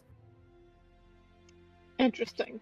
He has not been able to get into the Sentinels yet, and that constantly vexes him. He hates that so much. Interesting. Okay. Have I heard any plans on the off chance that Amis didn't manage to keep this from me? Have I heard of any plans involving uh assassinating a really high up person? You haven't heard of any plans? Hmm. But one of the things that Amis is famous for, one of the reasons that he's been able to elude, persecution or really anything, and it has been able to become so pervasive throughout the entire empire, is that he is very, very, very good at compartmentalizing all of his people. That makes sense. Okay. So it is not out of the question whatsoever that the death of the High Priest is because of Amis, but you could honestly, I feel like it is not unreasonable for Temo to kind of look at anything like this at any level of government, or even just like a regular common person, and think in the back of his head, is this related, or am I just being paranoid? Because there's no fucking way to know. Yeah. Definitely look at that, think to myself, there's no fucking way I'm gonna be able to find out. Being like really like I think I have like a really deep-seated hatred, but it's buried so deep Mhm. and repressed so hard that this just sort of gingerly lands on top of the like pile in the deep pit that I've dug Mhm. to keep it hidden. Um, so I think I look at this and I feel like a little flicker of like man, I wonder if that was us or not. And then I go back to shopping. You go back to shopping. I will say all as well, just for your own notes, with that 16 you rolled, you would know that High Priest Tulikos was very old. So it's possible that he just died of old age or ill, and How? you also Okay. understand that he had some kind of illness. But literally none of that means anything as far as Amis is concerned. Yeah. How do you Um spell his name? it is he is in Tom, Ulekoz, Tulikos. Tulikos. Yeah. Um you would know that as well that he has been a beloved leader for decades. The high priest position is not it's not just a priestly position, and it's not just a government position. It's both at the same time. He's effectively the Mm, pope. nice. And he was a very beloved one. Um so those are all things to kind of take, and now the pieces are starting to fall into place. You know why so many people are seeming. You recognize it's actually not agitation so much as it is they're just upset. They're people Yeah. are It's grief. sad to see that this is a thing. I'm Yeah. sitting here like I better get my groceries before they start closing down shops. Yeah. Before they start putting the flags at half mast and Yeah. stuff like that. You hurry over to this fruit stand. It's one of the better fruit stands in the area. It's run by a metallic dragonborn that you have been friendly with. You don't know him, but you are friendly enough with him when you come by. Yeah. Kind of greets you as you walk up. He's got some oranges and stuff. Yeah. I'm gonna You, get what was on Miss Ruby's list. yeah. You start picking through stuff, trying to find some, so she asked for some apples, some plums, stuff like that. Yeah. And as you're kind of perusing, you're like the only one at the stall right now, so you're sort of a captive audience. So this dragonborn that runs the stall kind of looking over at the white smoke, and you believe it. Such a shame. Bahamut preserve him. Yeah. I heard he was quite old though, wasn't he? He was old, and I understand that he was ill, but I don't think any of us really thought that he was going to go as soon as he did. But Mm. It doesn't I seem mean, real. it doesn't. Well, I certainly don't want to hurry you, because you're a valuable customer. But I Of will probably course. be shutting up soon, just for the day. I Um, I apologize. This is very no, very insensitive. please don't apologize. It's fine. Um, Let me here. I will purchase my purchase. you start to go to like purchase stuff, and as you are doing that, and you're getting your coins out of your purse, you hear another person nearby pipe up. You can see out of the corner of your eye, it's a gemstone dragonborn. He says, "Ugh, come on, it's not that big of a deal," to the shopkeeper. And the fruit stand owner looks at him offended, and it's like, I beg your pardon? Am I what? I Uh, decide I'm not getting involved in this. you can I'm not gonna get triangulated into this. And I put my coins down on whatever little, if he has a countertop, I put them down, or I say, pardon me, and then I hand him a coin as fast as possible. he doesn't seem to like fully notice you. He's like fully like engaged with this gemstone dragonborn at this point. You can hear them as you are scurrying away with your purchase. He doesn't seem to like stop you. Like he can see at the corner of your head that you've paid for it. He seems to trust you enough that he doesn't, Okay. you can go off. Um, you can hear them continue to argue something about how like there's like a disagreement between the two of them about the divine intervention. You hear the gemstone dragonborn say, "Look, Tulikos was fine when it came to policy, but anyone who can look me dead in the face and tell me that the divine intervention was Bahamut's idea is an idiot in my book." And they just start arguing with each other. Got you. Okay. I think that I hear that and I go, oh, okay, interesting. And then I am going to very carefully scoot away from all that. You scoot away from all that. You head over to Like, continue your shopping religion. list. Yeah, sitting here like fucking religion, man.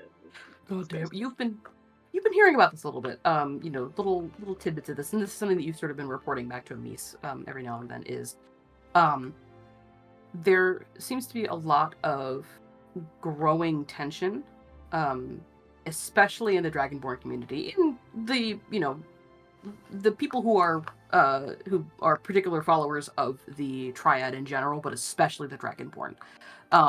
There is a this sort of, what's the word I'm looking for? There's this animosity that's starting to form because of some differences in opinion about which of the three members of the Triad were actually responsible for making the final decision to cause the divine intervention that created the Dragonborn in the first place. The followers of each of those three gods, instead of working together the way that that they have been for 100 years now, are starting to look at things in terms of, well, no, it was the Mad Queen's idea, and really Bahamut didn't want to do it, and and Aya was being kind of a pansy about it, but it was really the Mad Queen's idea. Tiamat is the reason, and other people being like, "What are you talking about? No, she wanted to destroy it," and just going on, like, everybody has these very differing opinions about which of their three gods, the one in particular that they like the most, was And actually responsible for the divine intervention. and Tulikos said that it was Bahamut's idea? Yes, Tulikos was a sun catcher. So he was a follower of Bahamut. You're not 100% sure if Tulikos himself said that it was Bahamut's idea, or if people are ascribing that to him because he was a sun catcher. He was a sort of an, from as far as you know, one of the reasons that he was really beloved is because he was kind of an old school priest. He held a lot of the traditional values of the Triad that came from the divine intervention. So it's possible that he has been, that before his death he was touting Bahamut as the preeminent reason why the divine intervention happened. But it's also equally likely that he wasn't doing that at all, and people are putting words in his mouth. Got you.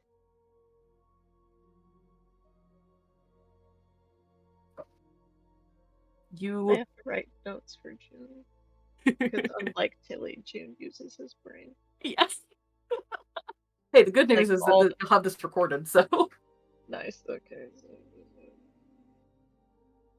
Also, I really need to pee. Can we pause really quick? Yeah, go for it, yeah. Let me finish I will also it. go pee.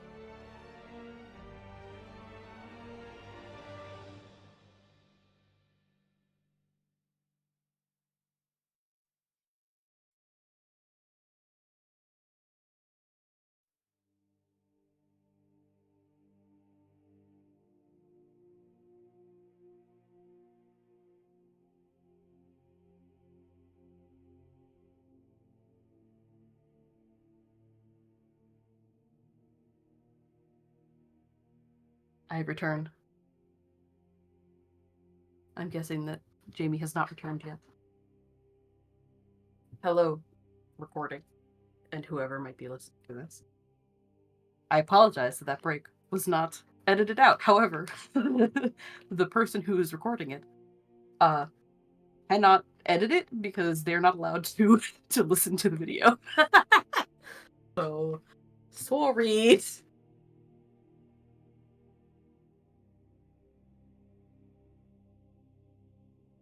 Is my music just very quiet? Oh, it is. That's...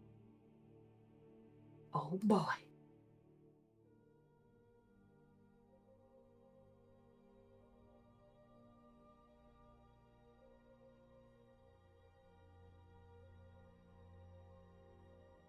If you are enjoying this solo session, I think you will continue to enjoy more Calico Nation stuff later on down the line as we continue with this storyline with the campaign. And if you want to get in on the Hendren Empire yourself, I encourage you to look into my Start Playing .games account, because at least as of the time that I'm recording this, I am running not games of Calico Nation, but other ones. Every day I'm sitting here like, what does June sound like? And unfortunately, I give myself a little high-pitched girl's voice all the time. And I don't think he has that. Sure. So I'm trying to purposely bring it down. You are extremely valid. I understand. Huzzah. Um, Okay, I'm back. What's up?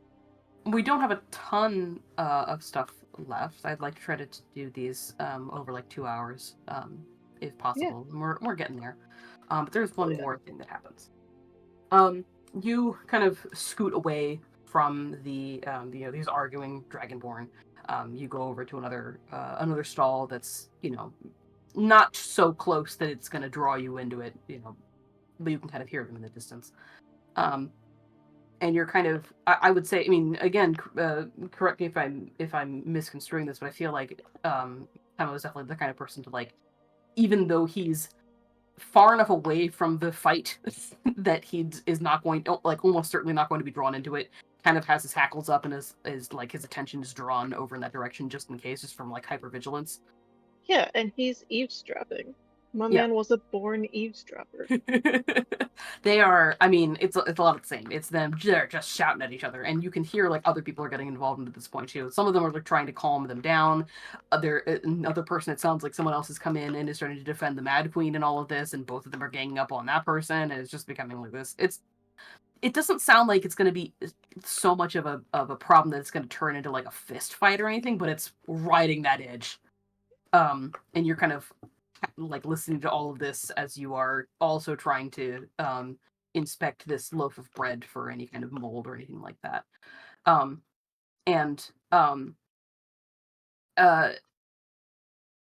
You this fight in the distance kind of pulls your attention close around you for just long enough that someone is able to approach you without you fully noticing until the last possible second. Until a name that you haven't been called in months is suddenly called questioningly into your ear.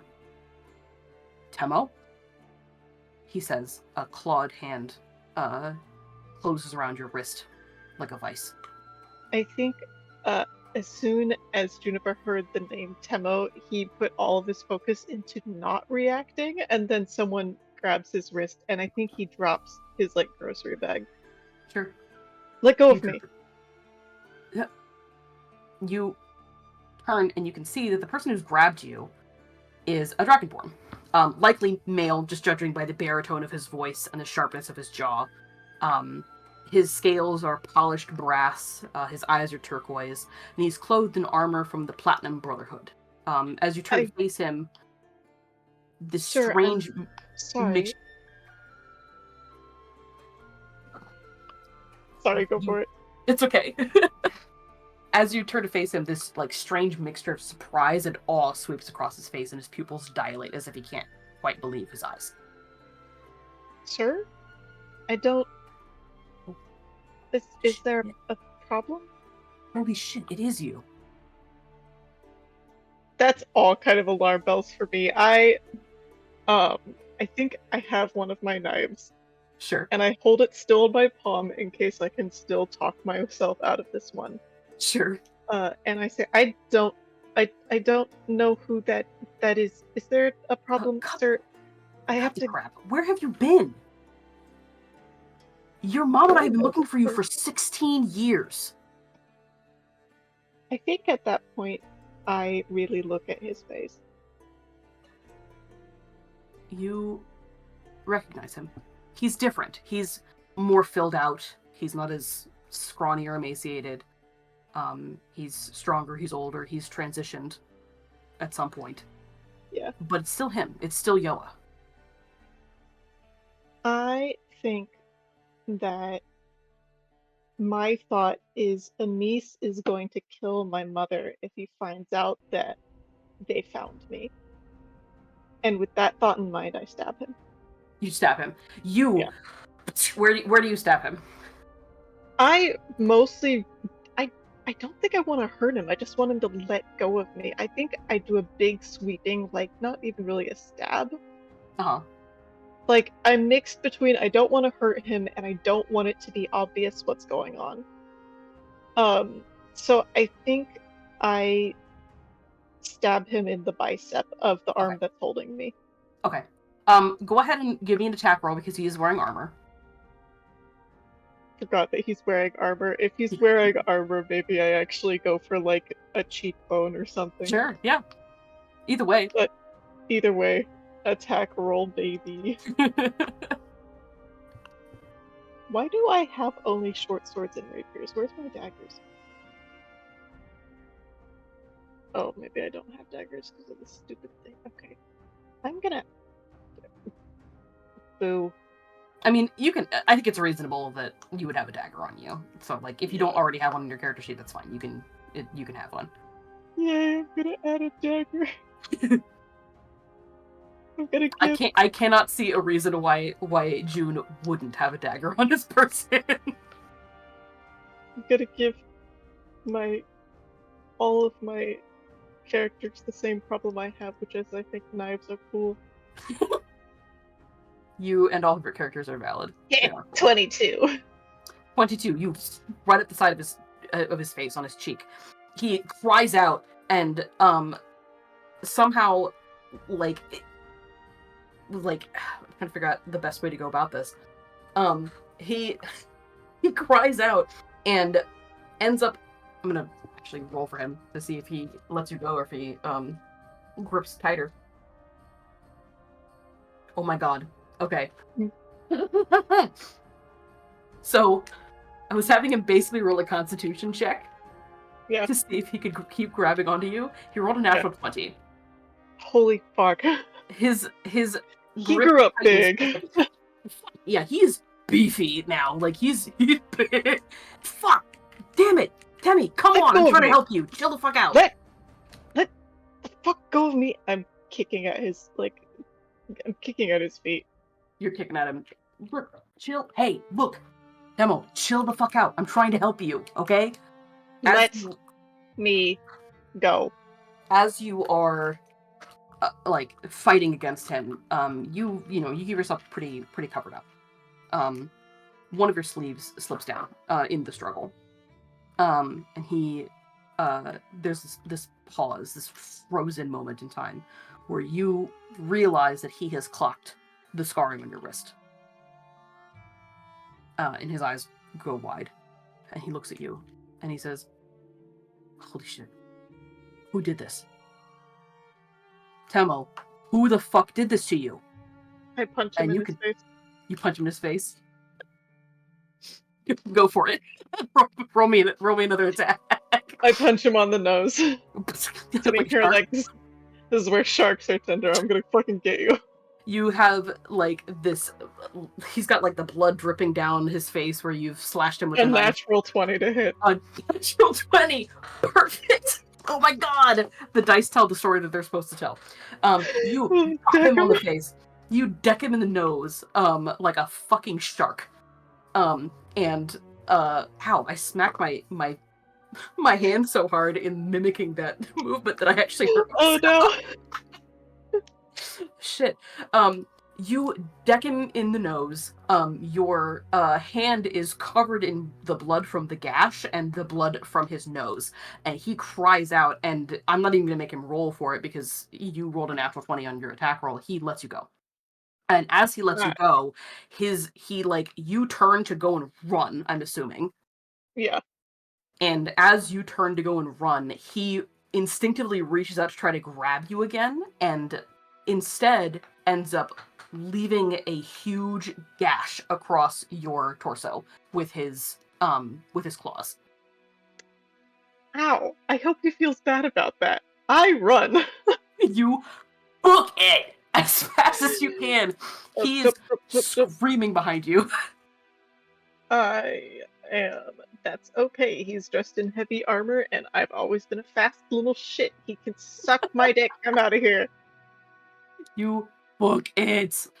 You are able to leave him behind pretty quickly. You can hear him in the distance, shouting for you. And you also can hear him apologizing. Before you lose him, and it's muffled into the background of the city noise. I think him apologizing throws me off so much that I actually at some point stop from where I guess I'm just climbing up onto a roof or some shit. Mm-hmm. Or pause somewhere in relative safety with my back flat against the wall. Did I have the presence of mind to pick up the groceries? Roll me a wisdom saving throw. Sitting here like, oh, Miss Ruby's gonna be so sad. This is not something I should be worried about right now. It was a 14. A 14. Yeah, I think with a 14, you were able to scoop up the bags as you go. I mean, you're a pretty nimble person. Yeah. Okay. So I have my bag of groceries. Oh, the bag of groceries has blood on it. Okay, that's fine. Miss Ruby doesn't have to know about that. I should report this. I'm not going to. I'm sitting here like, if Amis finds out that any contact has happened, he'll just.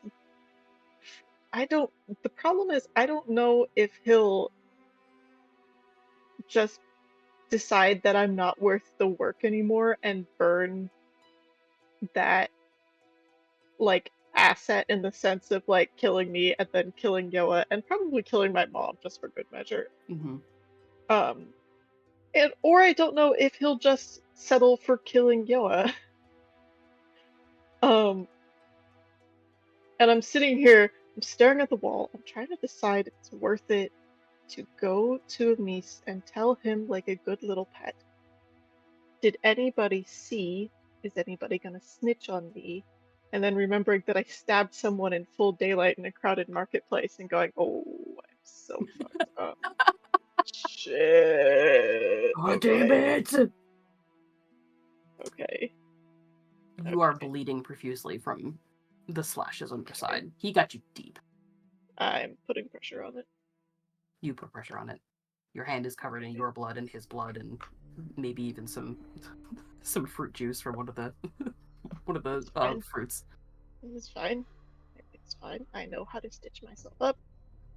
That's a fat lie. I don't know how to do that. I don't have herbalism kit proficiency, which is what I assume that would be. But I can put pressure on it, and I can wash my clothes, and I can get home and I can wash the fruit free of blood, so Miss Ruby doesn't know. And then just tell her that the market's closed down and I couldn't get the rest of food, and then I can stay at the. Oh, I can't go back to my job. Oh, I can't stay here. If he finds me, he's gonna find me again. Oh, shit. I think for lack of a better plan at the moment, I am going to try and make sure that I'm not leaving an obvious trail of blood. Sure. And then I'm going to limp home and attempt to get into my apartment without Miss Ruby seeing, so I can clean myself up. Yeah. Okay. Absolutely. I think you are skilled enough at making yourself scarce that that's not difficult for you to do.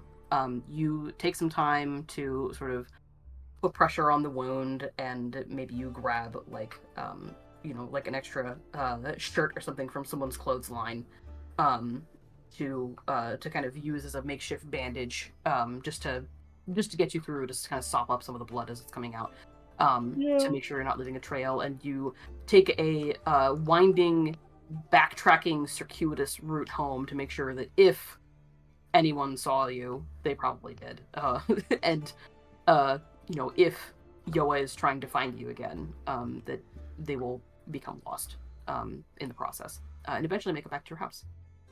Cool. I think I'm going to wrap myself up, Mhm. like put bandages down on it. Uh-huh. I'm gonna think through what my choices are now. My choices are I don't tell Amis, I stay in the city. I pray that Yoa is not as stubborn as he was as a child. And what are the chances of that? And I know my chances are bad. He doesn't keep trying to find me. Or I tell Amis and he maybe spares my life and he probably almost surely kills Yoa. And extracts me from the city, and some horrible punishment is in place for me for failing, despite the fact that it's not my fucking fault that Yoa found me in the middle of nowhere. I didn't even know he was looking for me. What the fuck? All of my choices are bad. All of them are bad. They get worse as well.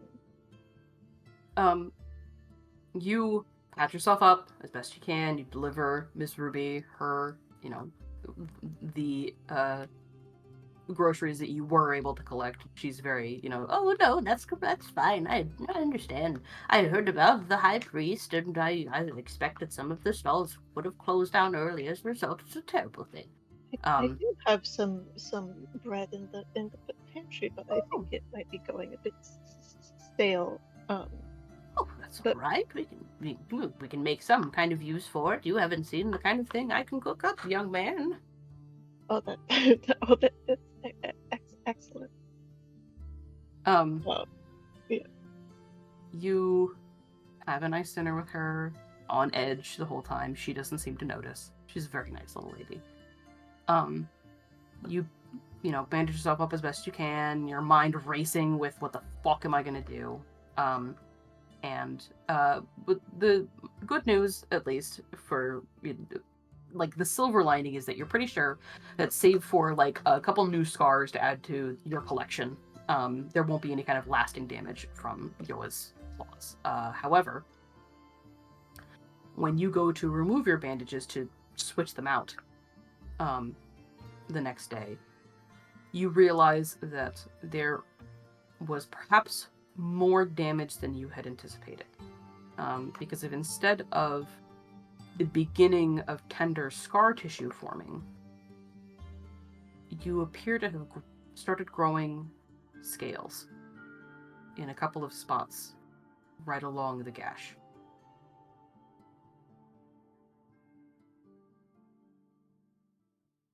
I think June fully does not know what to do with that, and his brain turns off for a while. Not really off, but I think he has a moment where all of the like being careful part of his brain turns off and things become very narrow and focused. And they go, if I stay with Amis, he'll find out about this. And then he'll find out about Yoa. And if I get out now, he'll kill my mother like he promised me he would. And then a tiny glowing thought of an idea, which is that Yoa said that my mom and I have been looking for you, or your mom and I have been looking for you. So I will send Yoa a note that says, "Get my mom out of Retham." And I will make myself very hard to kill.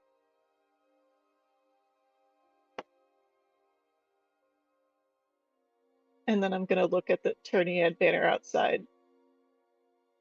And if any part of my brain, which was still like feeling a sense of caution, was awake, I would recognize that this is an absolutely terrible idea. And then I decide that I'm going to join the Turniad. It's gonna be fine. Everything's fine. Everything's fine. How hard could it be? The biggest spotlight of all time. It's fine.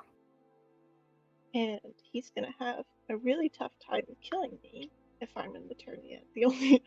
I'm realizing the only better protection would be if Tema was a sentinel and the sentinel horse showed up right now. Again, I don't want that. I just think Yeah. it would be extremely funny and ironic. Yeah. I'll take this instead. We're doing Turniad shit. Yeah, for sure. And Oh. that, I think, is about where we're gonna pick up. Oh, During bye. session 1. I know I didn't discuss sending a note to Yoa. It's just something that I thought about right now. Yeah. That would be the most logical response. Yeah. So I'm sitting here like, Yoa will probably listen to this, right? And if I'm Right. in the Turdiad, then Anise can't send whatever hunting me down because I'm gonna be right here, a big glowing target for him to be unable to kill quietly. That will take attention and care for detail. And I am so fucked. Okay. That's what we'll pick up. And yeah, go ahead and send me the whatever you want to do for the letter.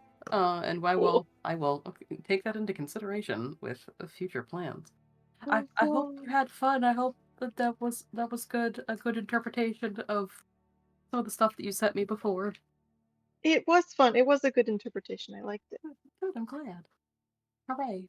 I tried to take what you had written, because I know you would give me a lot of bits that you'd like actually written up, like a whole Yeah. narrative, which I thought was really cool. And I tried to take those and add like a not even necessarily like a spin to them, but just like my own wording to a couple of the things and stuff like that. Sounds good. Yeah. I hope you had fun.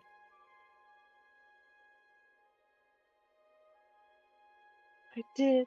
I'm desperately trying to think of what June would write to Yoa to convince him to do this. So I'm like, Amazing. oh, okay. Also, how are you gonna get it to Yoa? I am going to drop it off at. He was wearing the Platonian Knights. Platinum Knight, the Platinum Brotherhood, yeah. Which Is there a guard you would station? know generally that you can. The Platinum Brotherhood are like. They're a little different than the Viridian Knights. The Viridian Knights are like directly employed by the Crown of Norfall. The Platinum Yeah. Brotherhood is directly employed by the Church of the Triad. Cool. I am going to look at the different. Are there like Platonian Brotherhood stations or like barracks or something? Yeah, I mean, they have their major barracks are on the same campus as the Church of the Triad, the Cathedral of the Triad. Incredible. Okay. I am going to write the letter and I'm going to. At the Church of the Triad, are there like places to leave donations or prayers? Yeah, a little prayer box kind of thing. Are they opened by people or are they like burned? They are. I think that is a good question. I think that there is a system in place of you can write down on the front of the like you write down whatever you want to put down as a prayer or whatnot or a donation. And then on the front of the envelope or the parchment that you leave it in, you can jot down a whether like how you want this to be taken. You would also know that it basically doubles as like a mailbox for the church. Cool. I will write on the outside of the letter, Platonian Brotherhood Knight. Did I see his rank? Like, did he have stripes or something? You would have seen his rank. I need to double check it because you would have seen that he's a captain. Okay. I would write Platonian Brotherhood Captain Yoash Riker. Which I assume is still his last name, but I don't know, I realized. Yeah. And I will put that on the outside of the letter, and then I will leave it in the prayer box of one of the churches. Okay. And you make yourself scarce. Mm. Okay. Sounds good.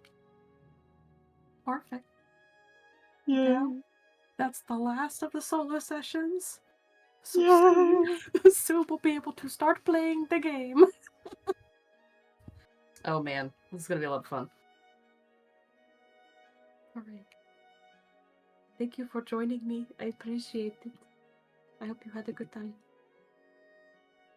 I did have a good time. I love Yeah. you. I give you kisses. I'm desperately trying to write down what Temo would fucking send, what June would fucking send. June's sitting here like shit. Fuck. Oh my god. Yeah, what I really wanted to do with these sessions for you and for everybody else was to take all of the like prominent people in your backstories and give you at least a small chance to interact with them. Yes. Help Because I feel like that's build important. whatever that's going to be. Yes. Yeah. All right, let me see if I can get Ray on here so that they can stop the recording.